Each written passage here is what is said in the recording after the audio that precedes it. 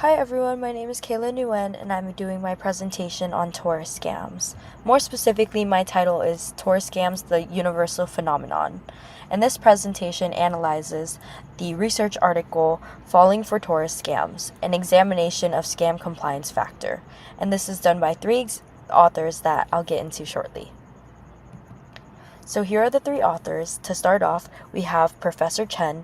She is now currently a teacher at James Cook University. She is a senior lecturer on tourism, and her research in regards to this article was about seasonal tourism and the behaviors of the Chinese market. Moving on, we have a postdoctorate research fellow, Ding Su. He graduated from Sun Yat-sen University in China. And in regards to this research, he did digital marketing, tourist behaviors, and tourist experiences. Lastly, we have the third and final author, Lori Murphy. She is an associate professor at James Cook University, like Professor Chen, and she teaches at the College of Business at James Cook University.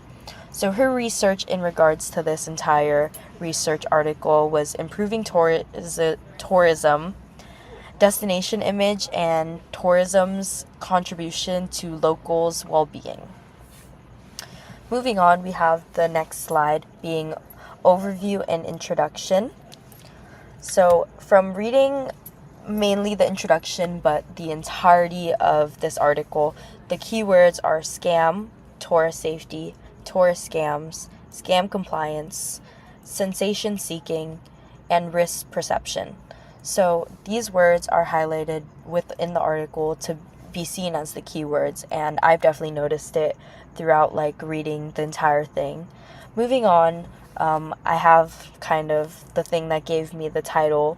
So tourist scams are a universal phenomenon, and I definitely agree with this statement because it is universal, and I feel like it impacts all places, every single country in the entire world, and it impacts a lot of people that often go overlooked.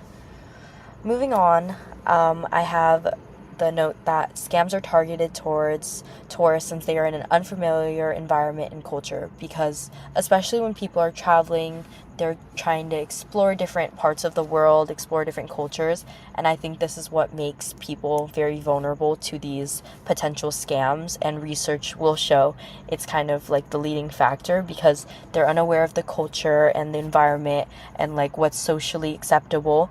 So people are definitely more anxious. So then, just to recap it all, the study re-examines the factors associated with scam compliance in tourist scam situations. So this, you'll see more in the next slide, but this not only was research, there was experimental research behind it. So they conducted a couple research projects, and I'll show that. So moving on to the next slide, I have overview of the main points. So my main points over here, if you look over to your left, it's going to be a data table. And I took this directly from the website because I feel like it's very valuable. And then on the right, I summarized the 3 different scam tests that were used. So just to briefly go over it, social influence was considered the first one, and this was seen through dual menus. So basically, a tourist would walk in to a restaurant where there would be a sign listed as 30% off for locals.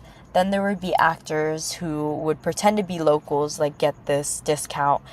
And basically the restaurant would go in back with the real tourists, arguing about them this discount until they were finally offered a additional cash payment to resolve these issues. So this is seen as social because there's one other people involved, but it's in a social setting where it's a different restaurant. And then in scam 2, we have authority influence. So this was seen through a monk on the street, offering giftings for exchange for money. So monks would approach people in the street, real life tourists, asking them for donations in return for beaded bracelets, where actors would step in and further, go and buy the bracelets and encourage the real tourists to buy the same bracelets. And then just the icing on the cake where the authority comes in is the monk would show photos and videos of him at the temple, showing his like official license of like him being a monk, like his certificate, and like talk about his temple to like finally try to sell these bracelets to the tourists. And then lastly, scam 3 was based on greed and scarcity. So it was called the Zero Fare Tour. So it was basically where a group of people would be taken on a tour like around this area, and then they would eventually be brought into like mini stores. So one of these stores being a gem store where this experiment was being taken place, where they would where there would be actors next to them buying jewelry, like attempting to sell it to the real tourists, and like really selling the fact that this is a good deal and that they should really go for it. And then later on, the salesperson would go and give them kind of like a sob story saying like, you need to buy this, I need to feed my family, and then finally offer them a special discount, which realistically isn't really much of a discount. So those are like the gist on the different scams and like the tests that they had. But if you look over to the left, you see over here that the three of these scams, they had hypothesized that social influence, authority, and greed and scarcity would like increase the rates of scam compliance, but results show that they were all not supported. Moving on, I have an overview about the conclusion.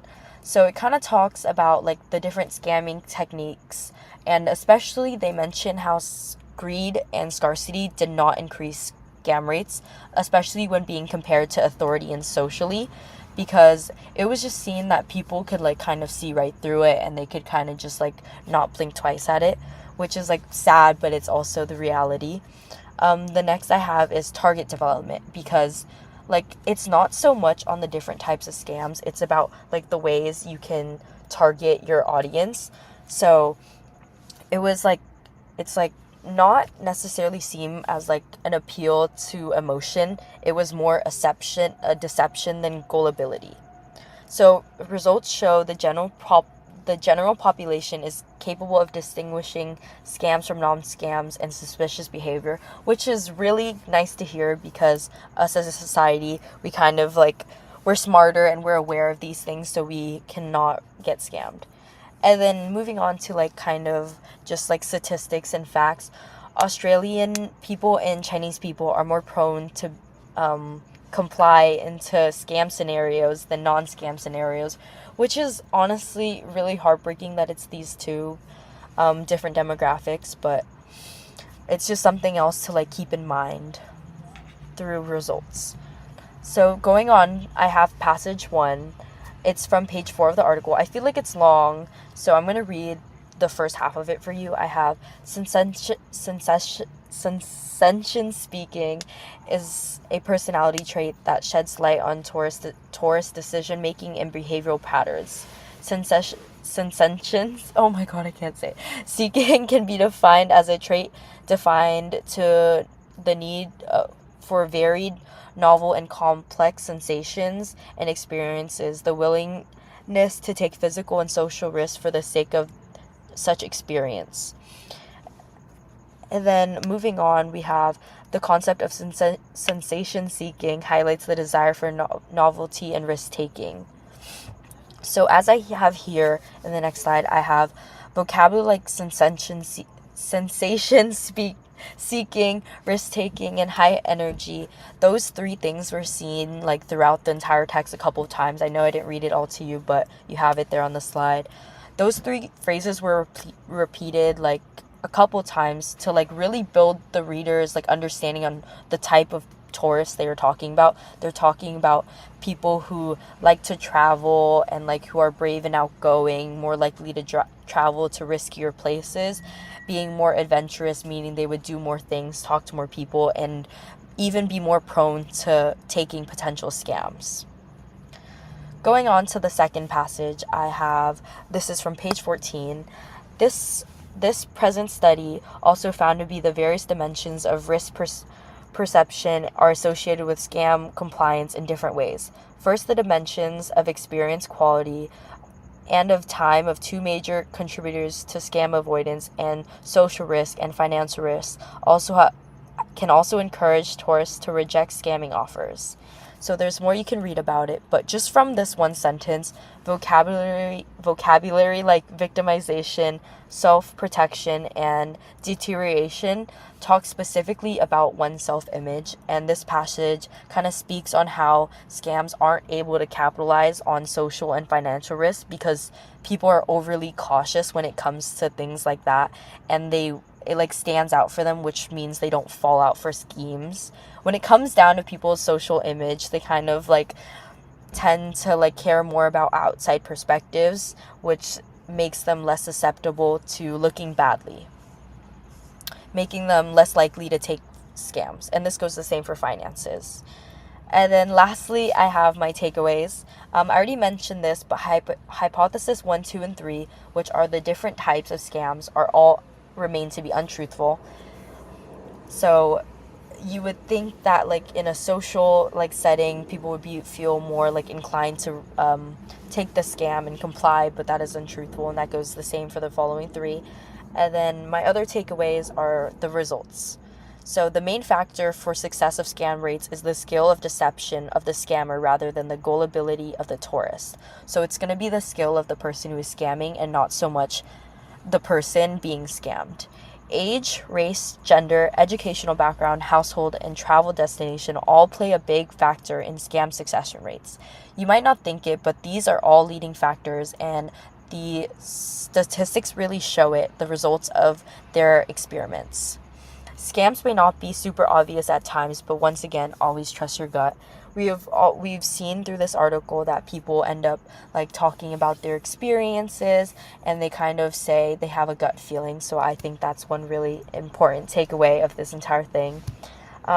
Just as to close this, I want to say beware of traveling scams. I feel like I told you guys about some now, so I hope you're able to like kind of steer away from them. But I hope you guys enjoyed. Thank you.